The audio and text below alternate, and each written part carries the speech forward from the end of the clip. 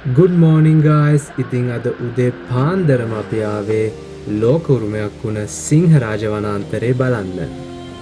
සිංහරාජ කැලේට අපි ඇතුළු වුණේ ලංකගම එන්ට්‍රන්ස් එකෙන්. විශේෂම දෙයක් තමයි ඔයාට තනියම සිංහරාජ කැලේට ඇතුළු වෙන්න බෑ. අනිවාර්යයෙන්ම ගයිඩ් කෙනෙක් ගන්න ඕන. මෙතන එන්ට්‍රන්ස් එකේ ඕන තරම් ගයිඩ්ලා ඉන්නවා. මේක තමයි අපිට මුලින්ම හම්බ වුණ දියැල්ල. ඉතින් සිංහරාජ වැසි වනාන්තරය ඇතුලේ දියැලි පිරීලා තියෙනවා. කොච්චර දැක්කත් ඒ සුන්දරත්වය නම් එපා වෙන්නෙම නෑ. සිංහරාජ කියන නමේ තේරුම සිංහයන්ගේ රාජ්‍යය. මේක ඇතුලේ සිංහයෝ නෑ. නමුත් ඒ විදිහට නම දාලා තියෙන්නේ මේකේ තියෙන බලය, ශ්‍රේෂ්ඨත්වය සහ සුරක්ෂිතකම කියන දේවල් සංකේතාත්මක කරන දෙයක් විදියට.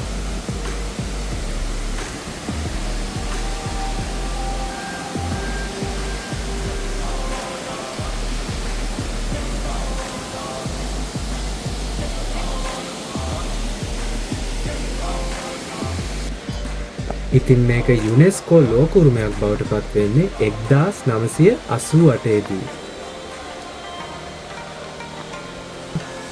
සිංහරාජ හයික් එක මම ලොකු අමාරු හයික් එකක් විදියට නම් දකින්නේ නැහැ. හැබැයි ඒක කෙනා මත තීරණය වෙනවා.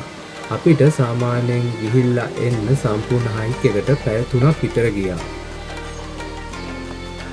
අනිත් එක තමයි කූඩැල්ලෝ. සිංහරාජ කැලේ කූඩැල්ලෝ පිරීලා.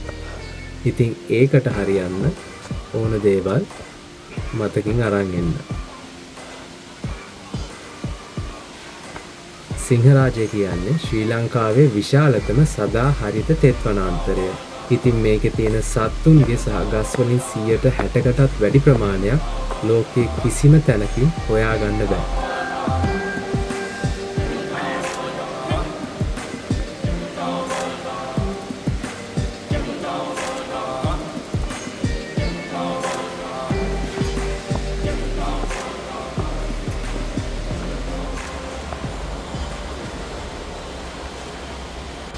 ඕනනම් ඔළුවෙන් උනත් තියන්නම් අතරයි. ඔය කිසිම කරදරයක් හානියක් නෑ ඔයාලට. කංකුණ්ඩ කියන්නේ මෙයාට. ඔයාට පැත්තේ කියලාදී හකරල්ල කියලා. හකරල්ල කියන්නේ සතාගේ මෙයාගේ මේ ඇඟේ නිකන් කළු අලු පාටක් තියෙන්නේ. මේ කකුල් රතු පාටයි. මෙයාගේ සුදු පාට. ඔව් කකුල් සුදු පාට ඇඟ කළු පාට දෙලි. ඉදිගොව්ව කනවා කියලා දෙයක් වෙනවනේ. අහලා තියෙනව නේද? තනින් තනින්. ඔව් අර නිකන් සුදු වෙනවනේ නිකන් කෙස් නැතුව. ඔව් කෙස් නැතුව. तो කොච්චර කාලද මෙහෙට ඇවිල්ලා? කොච්චර කාලද මෙහෙට ඇවිල්ලා? අපි මේ ගමේම අය තමයි. කැලේ ඇතුළට යන ගමන් අපේ ගයිඩ් එක්කත් කතා බහ කරන්න නම් අමතක කරේ නෑ අපි.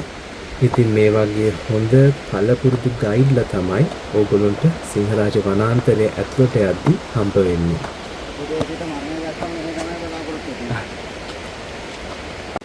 ඔගොල්ලන්ට පේනවා ඇතිනේ සිංහරාජයේ ගොඩක් ගස් මීටර් 40කටත් වඩා උසින් වැඩි.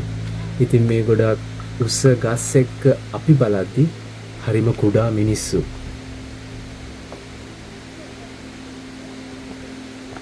සිංහරාජ කැලේ ඔගොල්ලන්ට ඕන තරම් වෙලාවක් ඕන තරම් දවස් ගාණක් ඇවිදින්න පුළුවන්. මොකද මේක හෙක්ටයාර් 11000ක භූමි ප්‍රමාණයක් තියෙන ලොකු කැලයක්.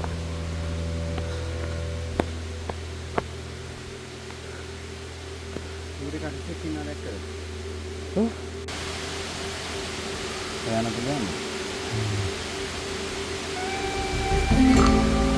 මේ පැත්තට එන්න. මෙහෙට එන්න.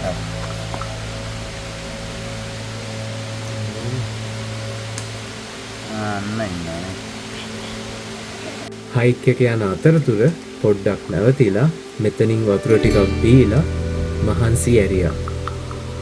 ඔගොල්ලෝ දන්නවද කළු ගඟ, ගින් ගඟ, නිල්වලා ගඟ වගේ ගොඩක් ගඟවල් පටන් ගන්නෙ මෙන්න මේ සිංහරාජයෙන්. ඉතින් අමුතුවෙන් කියන්න ඕන නැහැනේ සිංහරාජයේ තියෙන වතුර කොච්චරනම් පිරිසිදුද කියලා. ඒ ගඟවල් වලට ජීවය දෙන මූලාශ්‍රය තමයි සිංහරාජ කැලේ. සිංහරාජ කැලේ බැලු අත තියෙන්නේ දියඇලි. ඉතින් මේ හැම දියඇල්ලක්ම එකිනෙකට වෙනස්. ඒ වගේම තමයි එක වගේ ලස්සනයි.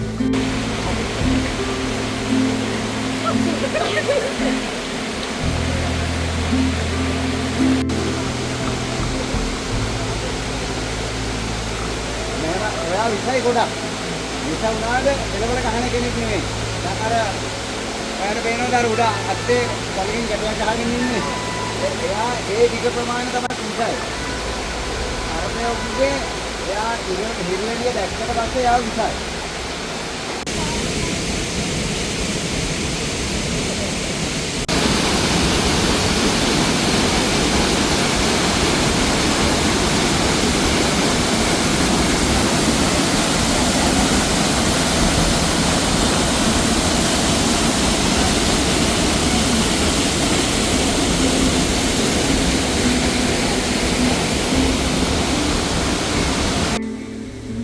ඉතින් මෙතන තමයි අපි නාන්න තීරණය කරේ. සිංහරාජ කැලේ ඇතුළට ඇවිල්ලා නාන්න නැතුව ගිහිල්ලා වැඩක් නැහැනේ.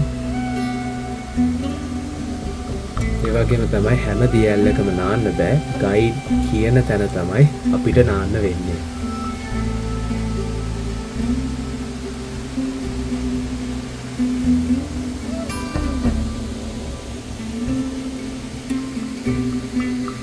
සිංහරාජ කැලේට අවුරුද්ද පුරාම වැස්ස ලැබෙනවා. හැබැයි අගෝස්තු සැප්තැම්බර් කියන මාසවල වැස්ස ටිකක් අඩුයි. අපි නම් ගියේ දෙසැම්බර් වලත් වැස්ස ටිකක් වැඩි. හැබැයි මේ වැස්සෙත් සිංහරාජ කැලේ ඇවිදින එක වෙනමම අත්දැකීමක්. ඉතින් සිංහරාජය කියන්නේ අපේ රට වගේම මුළු ලෝකෙම ආදරය කරන ස්ථානයක්. ඉතින් ඔයාලත් ඇවිල්ලා මේ සොඳුරු ලෝකුරුමය අත්විඳින්න.